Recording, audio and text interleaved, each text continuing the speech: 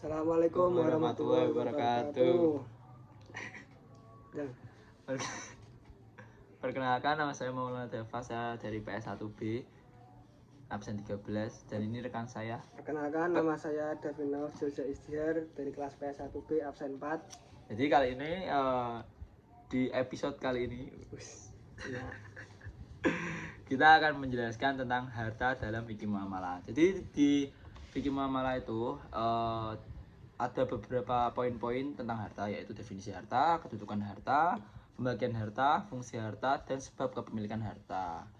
Jadi Mas Depin, kamu tahu nggak pengertian harta deh? Pengertian harta menurut ulama-ulama apa aja? Oke, yang pertama ada menurut Hanafiyah, harta itu segala sesuatu yang dapat disimpan untuk digunakan ketika dibutuhkan. Penggunaannya bisa dicampuri oleh orang lain. Terus yang kedua, menurut Mustafa Ahmad Al-Zarqo, harta itu setiap materi yang mempunyai nilai yang beredar di kalangan manusia. Yang ketiga, menurut Hasbi Asidik, harta itu nama bagi selain manusia, dapat dikelola, dapat dimiliki, dapat diperjualbelikan dan berharga. Yang terakhir, menurut Muhammad Syalabi, harta adalah sesuatu yang dapat dikuasai, dapat disimpan, serta dapat diambil manfaatnya menurut kebiasaan.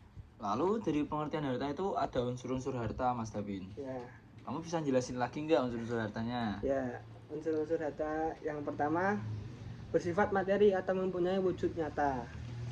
Yang kedua dapat disimpan untuk dimiliki atau qabilan lid tamlik. Yang ketiga dapat dimanfaatkan. Dan yang terakhir uruf, adat atau kebiasaan masyarakat memandangnya sebagai harta. Oh ya, jadi itu teman-teman di harta itu sebagai objek transaksi, harta itu berkaitan langsung dengan manusia dan berhubungan langsung dengan muamalah. Jadi segala unsur-unsur harta itu ada di nilai-nilai norma dalam muamalah. Jadi pada pembagian harta itu ada beberapa ya, ada berapa nih ya? Banyak nih, ada 9 jika dilihat dari segi apanya gitu kalau harta. Jadi yang pertama nih, dia dari segi kebolehan pemanfaatannya nih, halal untuk dimanfaatkan atau mutakawim. Itu buah sana juga sering jelasin ke kita ya Pin ya. Terus yang kedua dari segi jenisnya, harta yang tidak bergerak atau alikar, dan harta yang bergerak. Kamu tahu contoh-contohnya nggak Pin? Harta yang bergerak itu apa? Contoh-contohnya? Harta yang bergerak. Ya. Contohnya itu yang bergerak seperti barang dagangan. Nah, kalau yang alikar yang tidak bergerak seperti apa? Itu kayak tanah, rumah. Oh ya, pinter lah kamu. Jenis itulah. Kamu kok udah berkembang tuh. Lalu yang ketiga dilihat dari pemanfaatannya, ada harta al-istimali dan al-istikhali. Lalu yang keempat dilihat dari segi ada atau tidak adanya di pasaran. Terus yang kelima dilihat dari segi status atau kedudukan harta. Contoh-contohnya yaitu ya al-mamluk, al-mahju, al-mubah. Al-mamluk itu harta yang dimiliki, seperti milik pribadi atau milik hukum, organisasi kemasyarakatan, ya seperti itulah. Kalau al-mahjur itu harta yang dikhususkan untuk kepentingan umum, seperti masjid, seperti apa ya, jalan-jalan gitu, makam. Nah, kalau yang al-mubah itu harta yang tidak dimiliki oleh siapapun, ya seperti air, sumber mata air, atau hewan buruan ya tapi ya. Terus yang keenam dilihat dari segi berkembang atau tidaknya. Nah, contoh-contohnya itu al-asal atau harta pokok, harta yang menghasilkan seperti pohon, kan pohon menghasilkan buah, hewan menghasilkan daging, atau al-asamer, harta hasil, buah yang dihasilkan dari suatu harta, kayak seperti sewa rumah, buah-buahan dari pepohonan, susu dari sapi, nah seperti itulah. Lalu yang ketujuh dilihat dari segi kepemilikannya. Itu tuh ada harta khas atau harta pribadi, tidak boleh diambil pemilikannya dari orang lain. Jadi kamu tuh nggak boleh maling gitu loh Bin. Nah, kamu kan malingan. Lalu harta am atau harta milik umum atau bersama. Ya bisa lah diambil dari bawah manfaatnya, ya kayak seperti air wudhu lah gitulah. Terus yang ke-8 dilihat dari segi bisa dibagi atau tidaknya. Jadi harta yang bisa dibagi itu mal qabil lil al qismah. Jika dibagi tidak menjadi rusak. Ya seperti beras kok beras. Terus tepung. Pokoknya yang tidak menjadi rusak saat dibagi dan tidak hilang. Terus lalu yang kedua harta yang tidak bisa dibagi ya seperti mesin, meja, kursi. Terus yang terakhir nih dilihat dari segi bentuknya, ada harta ain dan harta dain. Harta ain itu apa Mas Dapin? Kamu tahu nggak? Kamu Harta diem itu terus harta toh. yang berbentuk benda. Contohnya kayak rumah, pakaian, mobil, dan ya Ya. kayak gitulah. Lalu yang harta dain? Kalau harta itu sesuatu yang berada dalam tanggung jawab. Contohnya uang yang berada dalam tanggung jawab seseorang. Kayak uangnya kayak dititipin ke orang gitu. Oh iya. Kayak siapa? Kayak Lalu terus ada lagi sebab-sebab kepemilikan harta. Kamu tahu nggak Mas Dapin sebab-sebabnya apa aja? tahu sebab kepemilikan harta itu ada 3. Yang pertama itu sekedar memegang harta mubah yang belum ada pemiliknya namun dengan beberapa syarat tertentu. Yang kedua itu ada perjanjian pemindahan kepemilikan, contohnya jual beli, hibah. Yang ketiga ada warisan.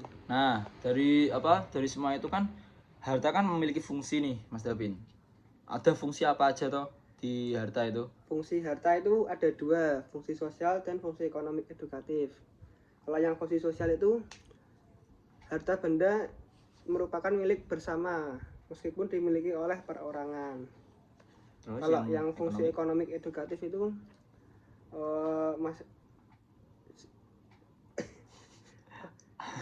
sirkulatif distributif dalam sistem ekonomi masyarakat untuk mencegah terkonsentrasikannya modal atau harta di tangan para agnia. Dan sifat harta ini adalah berkembang dan nilainya berkembang. Ya. Nilai edukatif harta bertujuan untuk mendidik manusia menjauhi sifat tamak dan bakil. Nah, jangan lupa lagi nih dari kita penjelasan harta yang panjang tadi kan. Dari ada fungsi, terus ada sebab kepemilikan, terus dari ada apa tadi? Memandang, pembagian harta. Itu tuh semuanya tuh tetap ada larangan-larangannya Mas Dapin. Ya. Jadi larangan-larangannya tuh juga banyak. Seperti perkara-perkara yang merendahkan nih martabat atau akhlak manusia ya. Yang pertama, memakan harta sesama manusia dengan cara batil. Kayak korupsi. Lalu memakan harta dengan jalan penipuan. Nah, penipu nih. Ini kan banyak ya penipu zaman sekarang ya. Terus melanggar janji atau sumpah. Itu juga nggak boleh ya, teman-teman. Lalu dengan jalan pencurian. Nah, ini kamu nih Pin mencuri uang orang tuamu terus nih. Mamamu di atas kulkas ya, mau curi terus ya. Terus perkara-perkara yang merugikan hak perorangan dan kepentingan sebagian atau keseluruhan masyarakat berupa perdagangan yang memakai bunga, yaitu seperti apa? Contohnya kayak di bank konvensional itu ya. Harus BSI guys. Wih. Terus penimbunan harta dengan jalan kikir, jadi nggak boleh menimbun tuh, nggak boleh tuh, apalagi kikir, masker ya. Aktivitas yang merupakan pemborosan, jadi kita nggak boleh boros itu. Ya teman saya Tuh ada teman saya tuh. Inisial D, belakangnya A, duta ya. Yo, terus memproduksi, memperdagangkan dan mengkonsumsi barang-barang terlarang. Seperti apa Mas Dapin? kayak narkoba. Nah, itu kamu berhenti ya Mas Dapin ya. Siap. Jangan gila-gila. Jadi guys, teman-teman, teman-teman. Jadi teman-teman, itu semua penjelasan dari kita, aku sama Dapin tentang harta. Semoga kalian memahami. Dan see you next time di episode terakhir. Oke, wassalamualaikum warahmatullahi wabarakatuh.